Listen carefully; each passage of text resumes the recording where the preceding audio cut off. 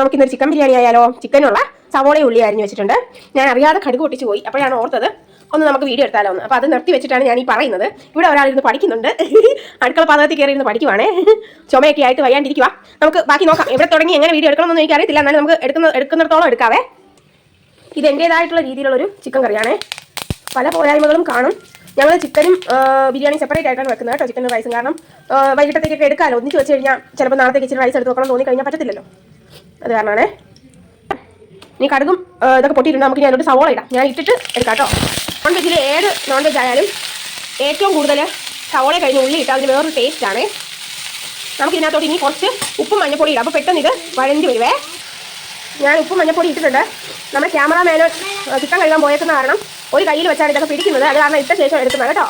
അപ്പോൾ ഒരുവിധം ഒരു കളറൊക്കെ മാറി ഒരു ഷെയ്ഡ് വരുമ്പോഴത്തേക്ക് ഞാൻ അതിലോട്ട് ഇഞ്ചി വെളുത്തുള്ളി പേസ്റ്റ് ആഡ് ചെയ്തിട്ടുണ്ട്. എന്നിട്ട് നമുക്ക് വഴറ്റാം. നല്ല രീതിയിൽ വഴഞ്ഞ് വരണം കേട്ടോ. പച്ചമണമൊക്കെ മാറി നല്ല രീതിയിൽ വഴഞ്ഞ് വരട്ടെ.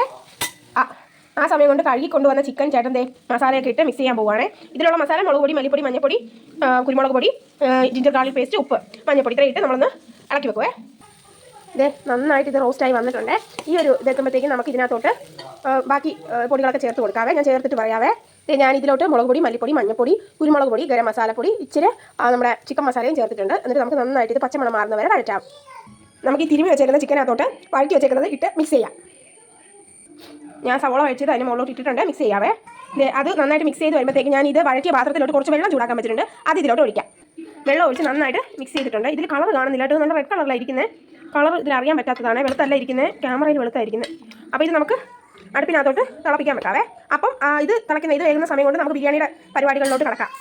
ബിരിയാണിക്ക് ആവശ്യമായിട്ടുള്ള സവോള ഞങ്ങൾക്ക് ഇച്ചിരി ഒത്തിരി വെജിറ്റബിൾസ് ഇഷ്ടമില്ല. അത് കാരണം ഒരു 3 ബീൻസ്, ഒരു കുഞ്ഞ് ക്യാരറ്റ്, തക്കാളി എടുത്ത് വെച്ചിട്ടുണ്ട്. ഈ സവോള രണ്ടായിട്ട് തിരിച്ച് വെച്ചേക്കുന്നത്. ഒരെണ്ണം നമുക്ക് ഫ്രൈ ചെയ്യാൻ, ഒരെണ്ണം നമുക്ക് ബിരിയാണി ഉണ്ടാക്കുമ്പോൾ അതിനകത്തോട്ടിട്ട് വഴറ്റാൻ. അപ്പോൾ നമുക്ക് സെറ്റ് ചെയ്യാം. നമുക്ക് ഈ പാനിലോട്ട് എണ്ണ ഒഴിച്ച് ആവശ്യമുള്ള സാധനങ്ങളൊക്കെ ഫ്രൈ ചെയ്തെടുക്കാം. റെഡി ആയിട്ടുണ്ട്. ഈ വഴറ്റി എണ്ണയിലോട്ട് നെയ്യിട്ടു. നമുക്കിനി ബാക്കി സ്പൈസസും ഇട്ട് നമ്മുടെ സവോളയും ഒക്കെ ഒന്ന് വഴറ്റിയെടുക്കാം. ഇതിനകത്തോട്ട് അകത്തോട്ട് ഞാൻ കുറച്ച് ജിഞ്ചർ ഗാർലിക് പേസ്റ്റ് ഇട്ടിട്ടുണ്ട്. കുറച്ച് ജിഞ്ചർ ഗാർലിക് പേസ്റ്റ് കൂടിയിട്ട് നമുക്ക് ഒന്ന് വഴറ്റിയെടുക്കാം.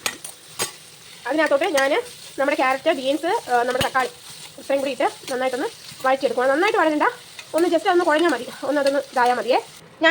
ഞാൻ വഴറ്റിയതിലോട്ട് തന്നെ കുതിരാനിട്ടുന്ന 4 നാഴി ബസ്മതി റൈസ് ഒന്ന് ചെറുതായിട്ടൊന്ന് വഴറ്റിയെടുക്കുക. ചെറുതായിട്ടൊന്ന് ചൂടാക്കി ഒരു 5 മിനിറ്റ് മതി കേട്ടോ. 5 മിനിറ്റ് നമുക്കൊന്ന് എല്ലാം കൂടി ഒന്ന് മിക്സ് ചെയ്ത് ചെറിയ ചൂട് കൊടുത്തെടുക്കാം. 4 നാഴി നമ്മുടെ അരിക്ക് ഞാൻ 6 നാഴി വെള്ളം ചൂടാക്കി വെച്ചിട്ടുണ്ട്. അതിനകത്തോട്ട് നമ്മൾ ഈ റോസ്റ്റ് ചെയ്ത് ചെറുതായിട്ടൊന്ന് ചൂടാക്കിയെടുത്ത് അരി ഇടുവാണേ. അങ്ങനെ ഞാൻ ആ ചൂട് വെള്ളത്തിനകത്തോട്ട് റൈസ് ഇട്ടിട്ടുണ്ട്. റൈസും ഇട്ട് ഉപ്പും ഇട്ട് ഒരു പകുതി നാരങ്ങയുടെ നീരും പിഴിഞ്ഞ് വെച്ചിട്ടുണ്ട്. ഉപ്പ് നമ്മൾ നോക്കുമ്പോൾ മുന്നിൽ നിൽക്കണം, കുറച്ച് കൂടുതലായിട്ട് നമുക്ക് തോന്നണം.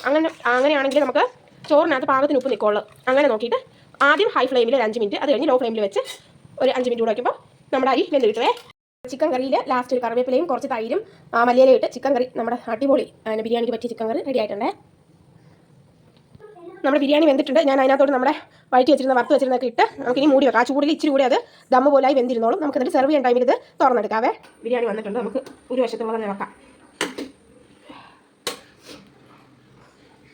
നല്ലതായി വന്നിട്ടുണ്ട്. എന്റെയാണോ? നമുക്ക് ദേവൻ ആദ്യം എടുക്കാം. ദേവൻ ഇവിടെ കാത്തിരിക്കുവാണ് ബിരിയാണിക്ക് വേണ്ടി. ദേവന്റെ ബിരിയാണി പ്ലേറ്റ് ആണിത്. ചാർ മോളിൽ കൂടെ ഒഴിക്കണോ ദേവാ?